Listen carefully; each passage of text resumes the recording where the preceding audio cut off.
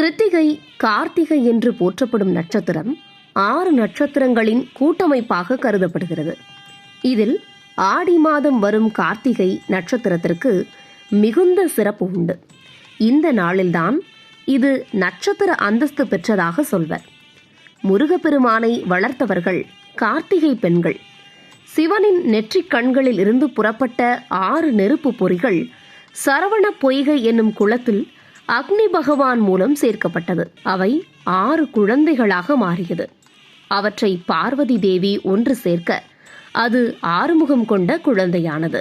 6 குழந்தைகளையும் வளர்க்கும் பொறுப்பை இந்த 6 கார்த்திகை பெண்களுக்கும் அளித்தார்.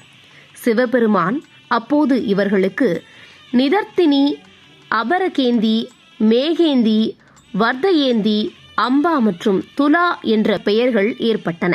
முருகனையே வளர்க்கும் பேறு பெற்ற இவர்களை வான மண்டலத்தில் நட்சத்திரமாக ஒளிரும் வாய்ப்பளித்தார் சிவன். இந்த நிகழ்வு ஆடி கிருத்திகை அன்று நிகழ்ந்ததால் இந்த நாள் முருகனுக்குரிய விசேஷ நாளாயிற்று. அத்துடன் முருகனுக்கு கார்த்திகேயன் என்ற பெயரும் ஏற்பட்டது. தட்சிணாயன காலமான சூரியனின் தெற்கு நோக்கிய பயண காலத்தின் துவக்க மாதமான ஆடியில் வரும் கார்த்திகை, இதே காலத்தில் வரும் கார்த்திகை மாத திருக்கார்த்திகை, உத்தராயண காலமான சூரியனின் வடக்கு நோக்கிய பயணத்தின் துவக்க மாதமான தை மாத கார்த்திகை ஆகியவை விசேஷம் பெற்றுள்ளன.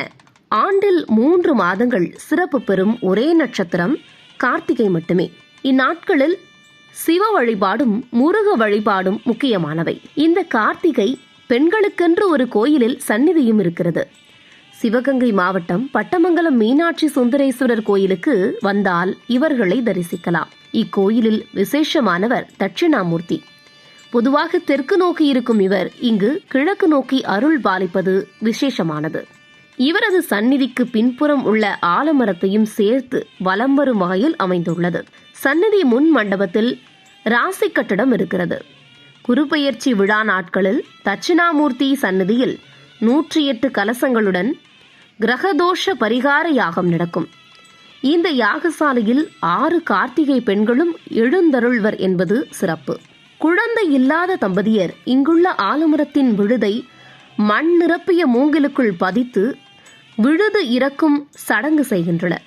இதனால் ஆலமரம் போல வம்சம் தழைக்கும் என்பது நம்பிக்கை. கோயில் வளாகத்தில் ஏரழஞ்சி என்ற மரம் உள்ளது.